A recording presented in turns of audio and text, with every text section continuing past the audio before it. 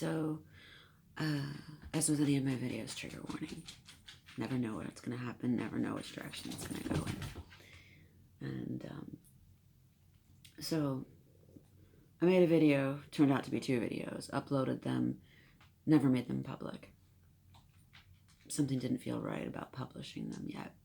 And so I sat on them. And then more information came in. And it's like, yeah, more proof. So I'm questioning, dear read it, am I the a-hole? Am I the finger pointer? Am I just looking for attention?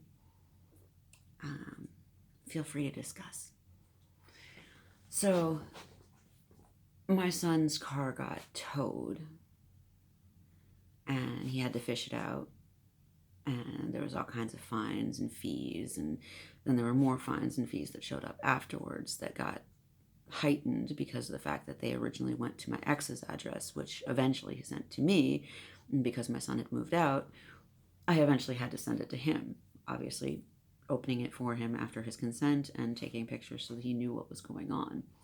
And so he could do something about it and contest, well, moving locations and stuff like that. It's not exactly easy to change your address in France. It's not nearly as simple and organized, concise as it is in the US. I don't know about the UK, but it's very complicated here. And so, so there was that, plus one unpaid medical bill that wasn't very big, but still, it all racked up. And then I'm trying to get the money to him through my curator, mon curatel. And she's dragging it out. We talk about it. I signed some paperwork and stuff like that when I actually saw her in person. And then she's dragging it out. I communicate primarily through email because of the fact that I can't do phone calls. I've got hearing problems, medically diagnosed. I can hear the high, I can hear the low, but the mid-range is hard. And if you don't have a decent quality phone, it's kind of hard to hear in general, and whether it's on speakerphone or not. And all of my good headsets are dead, and I don't like earbuds. They hurt physically. Causes pain in the areas around. I'm highly sensitive in my ears. And it's not like the sound vibrations, it's the actual pressure of having something in my ear. Plus, I don't do well with silence. I had one of those medical tests where they put you in a soundproof room and then they put headphones on you and everything like that, and then you got to hear the beeps. So there's definitely no interference of sound, except as the door was closing, I could feel the pressure change. I'm highly sensitive to pressure changes, and it was horrifying. It was very intense, and even just having something in my ear causes a pressure change, and it physically hurts. So I have to have the big hi-fi kind of, gamer geek kind of shit. And so doing anything on the phone is really traumatic, especially with the language issues, especially with people who pick up and they automatically are aggressive and don't want to talk to you. Or in the case of Ludaf, they have caller ID, so I've pretty much been blacklisted because how dare I speak against the woman that works with them? How dare I speak the truth about her performance, lack of professionalism? And so either I automatically get hung up on, or it's a 15-minute wait, which I can't do because that eats up a lot of my phone data, and that messes with the I don't have enough data. It's classism. Yay for being poor, even though I have money in my account. I could invest it. I could do shit with it, but that's another story. But trying to contact her is like beating my head against a wall and trying to use my head as a hammer to nail jello. It's easier to raise teens. It's easier to herd cats. And I'm not joking on that because I've got a herd of cats. I can herd them. I can. Her? No. Lack of professionalism. So I'm trying to get a hold of her. I'm giving her all the information. She will only accept my son's bank account details, Problem is that the bank he's with, it's not exactly the best, even though it's supposed to be one of the best, one of the most secure. And he's had years of trying to get people to stop stealing money from his account. The bank doesn't really do much about it. And then he just moved, so he needs new information, so he's had to have it blocked off and couldn't get into it and all kinds of other things.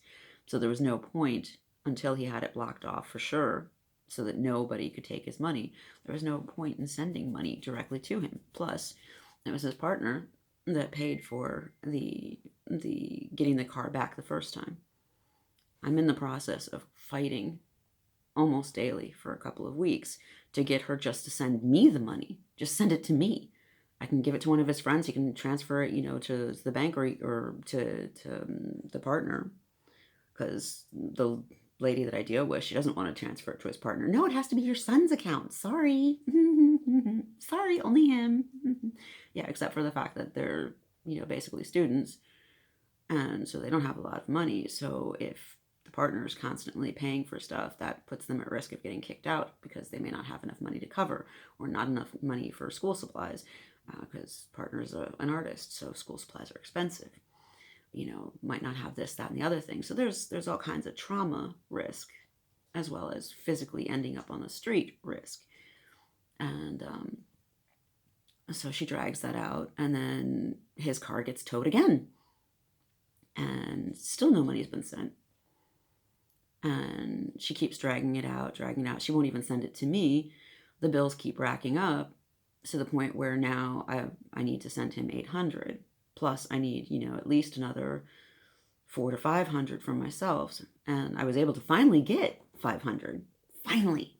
After she reminded me, oh yeah, you can only take out so much per week, like the book says. Remember that book I gave you 2 years ago? Remember that book? Yeah. Did you forget?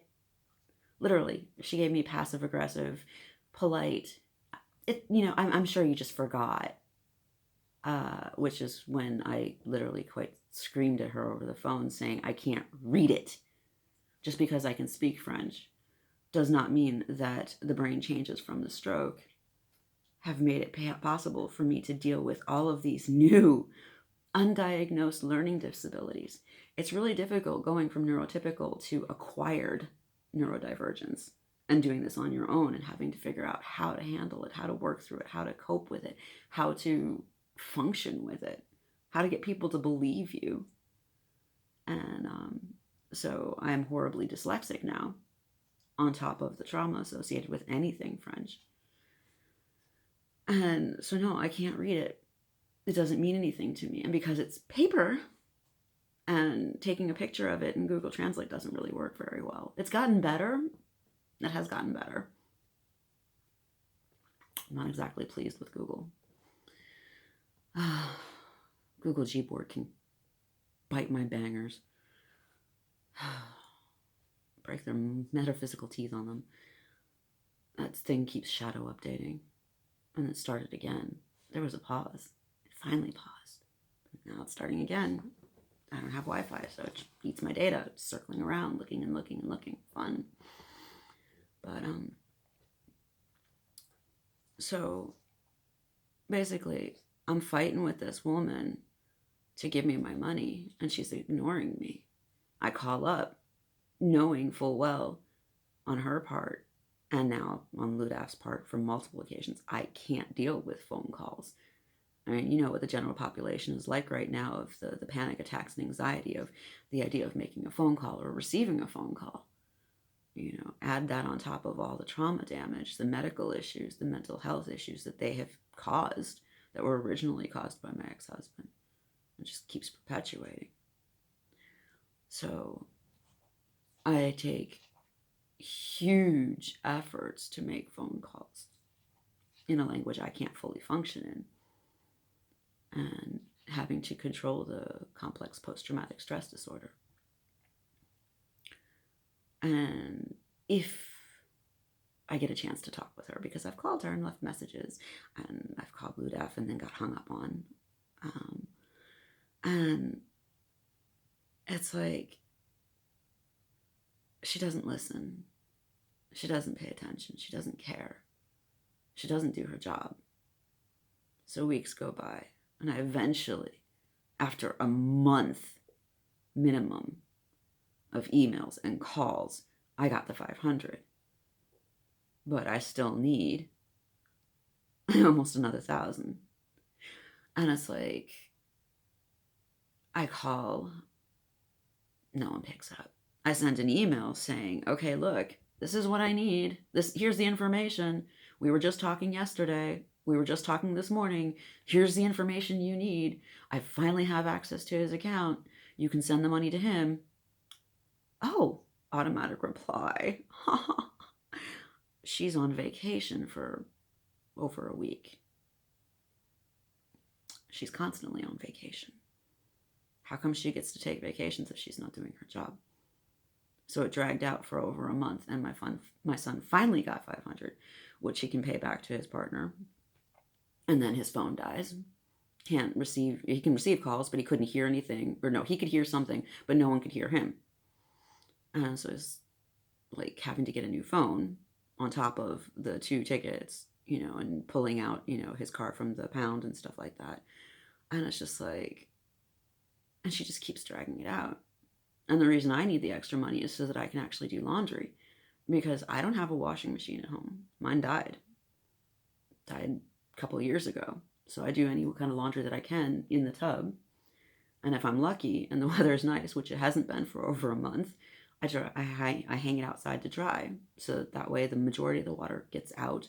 And if it's cold, well, at least the majority of the water is out, I can put down floor mats and hang it up inside the house and use heaters. But she's known about that. And then last time I saw her in September, she's like, you don't have a washing machine? That's not good. You did an inventory walk, like maybe the 3rd appointment we had together 2 years ago, taking notes of everything I have in my house that's of any kind of value. And you're telling me you didn't know? Even though I've repeatedly sent emails saying I can't do the laundry. And even if I did have a washing machine, it wouldn't matter because I need to do the bedding. My washing machine's too small for the bedding, And I mean, I could do sheets. That's easy. But blankets, no, they're too big. So I have to go up to one of the laundry machines that are in the area.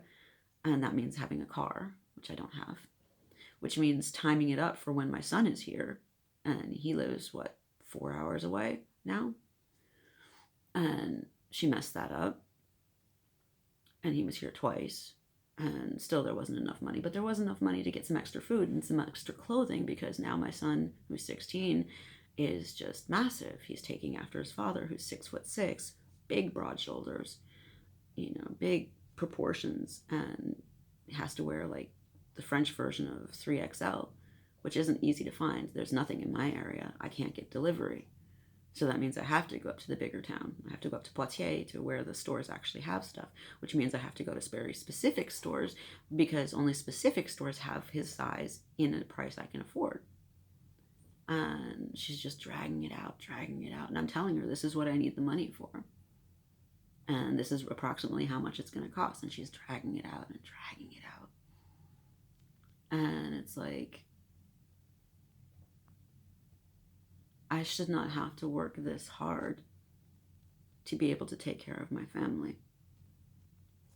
And she's doing it willfully. She's already proven that on a number of occasions.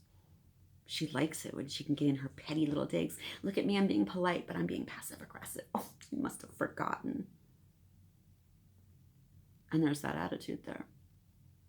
And unfortunately, the people here, they protect their own, especially at the schools. God's forbid that your kid has a real problem with one of the teachers and needs help, needs being defended with one of the teachers. And the principal's like, yeah, no, your kid's the problem. We protect our own. Where's the neutrality? Where's digging for the truth? Where's making sure that everyone is held accountable for whatever actions or inactions or reactions or abuse? So it's rather complicated. No matter what I do, I am being forced to be in a codependent relationship with government agencies, court-appointed agencies. And this woman is denying me access to the ability to function. She wants me to invest some of my money that I have in the bank to some kind of savings fund. There's like 2 choices, but I've got no information on them. I've got almost 2 years. December will be 2-year mark. I've got almost 2 years with her where she chronically proves I cannot trust her. And she just wants me to invest my money. Now, I have experience investing. I used to do mutual funds. So I'm not an idiot. I need some education, yeah, but I'm not an idiot. And I don't trust her having access to any kind of funds at this point. And I tried making an appointment with the bank so that way I could talk to the one English speaker there so that she could explain it to me, because I needed explained in English. And when I suggested this idea to the anti-happy lady, she's like, well, do you want me to be there with you? And it's like, no, I don't want my abuser next to me. I want to be able to be in peace, think in my own language, be able to function in my own language, and not have to worry about the anxiety and any of your mouthing off. And it's like, I can't go to the doctors, and I need to go to the doctors. I've got several medical issues that need to be taken care of. And she's like, oh, do you want me to go with you? It's like, no. What are you going to do? How are you going to support me? How are you going to make me feel comfortable? How are you going to make me feel safe? I already did that with my ex. I don't need my abuser at my side. And she won't apologize. She won't even recognize. She'll dance around it. Well, you know, my job isn't to punish you. My job isn't to hurt you. That's right. Your job isn't that. That's not an excuse. That's not an apology for your behavior.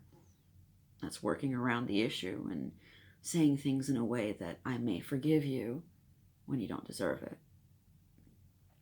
And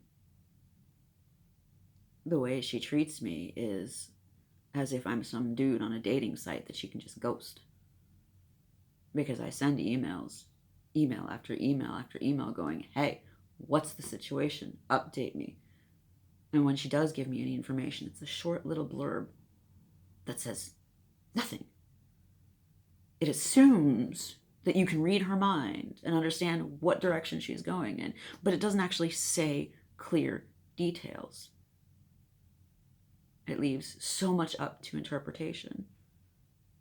And it's like, I have specifically told her what I need and why. Real medical handicaps, real medical needs, real psychological needs, which are medical needs. Everything that happens in the brain is real. Your trauma, your anxiety, your frustrations, it's real. It doesn't matter if there's a physical force that causes pain and triggers a psychological reaction, an emotional reaction. You don't need that physical aspect. That's just one layer of it. Words, actions of others, whether they touch or not, those leave an imprint in the brain. Everything forms in the brain. Everything sticks in the brain. So when people say it's all in your head, yeah, no duh. No shit, Sherlock. Keep digging. Okay, Watson? Keep looking a little deeper. Because yeah, it is all in your head. But that's not a brush off. And I've had too many people try and just dismiss it, gaslighting it. Oh, it's not real. It's all in your head. It's imaginary. If it's all in my head and I had a stroke, then yeah, it is all in my head. It is real. And I'm tired of dealing with people who treat me like they can just ghost me and not do their job. And she doesn't tell me when she's going on vacation. I have to randomly find that out when I need her. When she knows at what point I need her. And when she knows that I've said to her face, over the phone, in emails, that I need to know information, specifically why. And she just, oh, well, I'm sorry, I don't do that with my clients. Sorry. And it's just frustrating.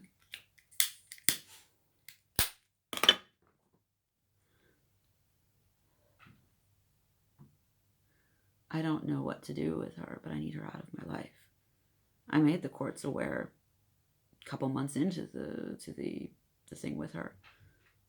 Nothing happened. I've got to get a hold of the directrice, but the only way to do that is by snail mail, which is extremely complicated for me. It's ableism. Now, if I go to the town hall, the mairie of Poitiers, which governs all of this area, even though I'm like, I don't know, an hour outside of Poitiers, whatever, it's still the Poitou-Charentes area, Nouvelle-Aquitaine, technically Bordeaux. And if I go on their website, if you got a problem, there's an email. I go on the LUDAF site. Well, you can call here. Maybe we'll pick up. Maybe. If you have a problem, you can write to this address. Isn't it great? Go ahead. Send snail mail. It doesn't say who to write to. Just, if you got a problem, send it there. And there's no guarantee that it'll get read. At least with an email, I can prove, okay, I sent something. There's a trail. Even if I had the money accessible, because I got the money in the bank. It's there.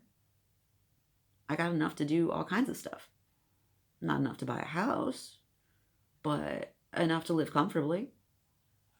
I mean, to be fair, in this market, you know, tiny little house is like $500,000, no matter what country you're in. But it's enough to be comfortable, but I don't have access to it. I'm living off $120 a week, which is ridiculous because if I need to store up on food and like buy meats in, you know, decent prices, I have to go to the big town because everything over here is small and overpriced. So $120 a week isn't enough. So I've got to save some of that so that I can go and you know, get a snail mail, which proof of signature when I don't, you know, what is it going to do? Plus I have to write it out in English, which means thinking about all of the trauma and trying to process that and put it to the side, but still put it in there and not have it take control and try and be manager performance level, which I haven't been in a long time. And the trauma just keeps taking over. And then you have to write it in such a way that it can be easily translated. And so you got to copy paste little sections. And then you got to reread that to go, okay, does this make sense? And if I can't reread it, I got to send it to somebody else and ask, hey, can you look over my personal information and tell me if I did it okay? I can't even hire a professional because she's got my money. And so, yeah, here, puppy. Toilet paper treat. Enrichment toy. Destruction. But, so I've got to find a way to translate it. Which any of my paperwork, they just want me to take it to the neighbors, you know, have them translate it. And it's like, they don't speak English. Why would I trust them with my private important documents? Especially when they don't like me and I don't like them. No. Oh, we'll just have your kids translate it. No. Oh, we'll have your friends translate it. What friends? All of my French friends are gone. They can't be what I need on a base level, let alone for my situation. So, kind of stuck, which has more trauma going. And then I have to find a way to print it, which I don't have access to. So that means what? I gotta handwrite it, and I've got problems with my hands? Fun. Maybe, you know, I can trust the local town hall and have them print it out for me. But again, that's strangers looking at my information. Now, granted, they're, you know, better class of strangers, but I shouldn't have to involve other government agencies to be able to file a complaint. It shouldn't be this difficult in 2023, and yet it is. And I'm not the only one complaining. I've seen other people complaining as well. There's a lot of financial abuse. There's a lot of emotional abuse. There's just... And she's the type of person that should not be working with the vulnerable. At this point, I wouldn't trust her to be a cashier at Aldi and be that close to the public. She has no people skills. And she thinks that as long as she's polite, she can get away with saying anything she wants. And her behavior is excusable because she's polite.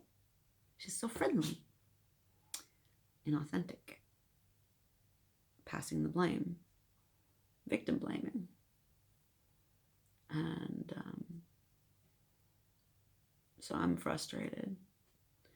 I still haven't heard anything back from okay. So we've done the first 500. We did the second 500, and this last one I need it sent next week, so that way my son can do the last of the money that he needs for his phone and for his car payments.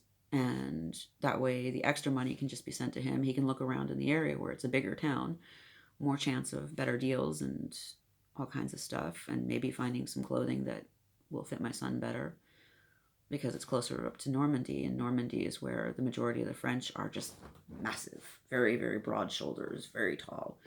And that's the genetics of my youngest. So there's more possibilities of clothing in his size. And that way he can just buy it and bring it back down next time he comes down. But God only knows when she's going to actually do her job and reply or whatever. And I don't have the energy to keep going after these people and sticking a broom up their bum and wiggling it like they're some kind of Muppet to get them to do their job. I shouldn't have to. And that's the behavior pattern I'm dealing with on every organization I'm dealing with. So when I complain, when I rant, when I'm terrified in these videos, it's not because I'm finger pointing. It's because other people are sabotaging my situation and keeping me in a toxic codependent relationship when it doesn't need to happen. And because I can't defend myself in French the way I can defend myself in English, and I have no access to any sort of proper Anglophone help, I get treated like I'm insane. If they could, they'd try and label me with things like BPD, borderline personality disorder. One neurologist tried, and that was a laugh. Once I found out what the term was, because he used a French term, I nearly laughed myself sick, because I know so many people with borderline personality disorder on different levels and different intensities. I don't have that. But at the time, he was trying to diagnose me based off of what I was saying, and my French was much more limited than it is now. I don't remember if it was just after the stroke or pre-stroke, but my ex-husband was in the room and he's my abuser, so there's even more limitations on what I can say. And he automatically jumps to the conclusion and assumption that obviously that must be what I have. It's way too easy to diagnose someone with a mental health disorder when they can't speak the language properly and they're being traumatized and victimized. So I'm getting scapegoated into being the problem for everything because I can't communicate and they won't provide me with ways to communicate. Our situation keeps deteriorating. And I don't know how much longer I can keep my son under his own control, because I can't control anyone. I can only control myself. Shi Heng Yi says the exact same thing, Buddhist philosophy in the Shaolin Temple. You can only control yourself. And that's all I can do. I can only heal myself. No one else can heal me. So I can help my son to help himself. But I'm exhausted. I'm running out of energy. He's on fumes. And it's been raining for over a month, which doesn't help his mental state, and he can't really go outside and do anything to help ground him, I guess you could say. So his normal coping mechanisms are not as helpful right now. He doesn't have access to all of his normal coping mechanisms. And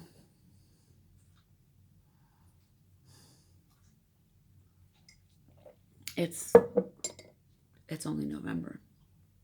It's not. It's almost mid-November, and we haven't even officially hit winter, and it's getting cold and it's wet, and I don't know how much longer he can control himself. So yeah, I'm worried because if he can't control himself, I'll get punished for it, and there's a real risk of people being taken out, specifically his father. And I'm tired of all the abuse. So yeah, read it. Anyone want to put me on read it and find out, am I the a-hole? I could really use some help. And I'm tired. Thanks for listening.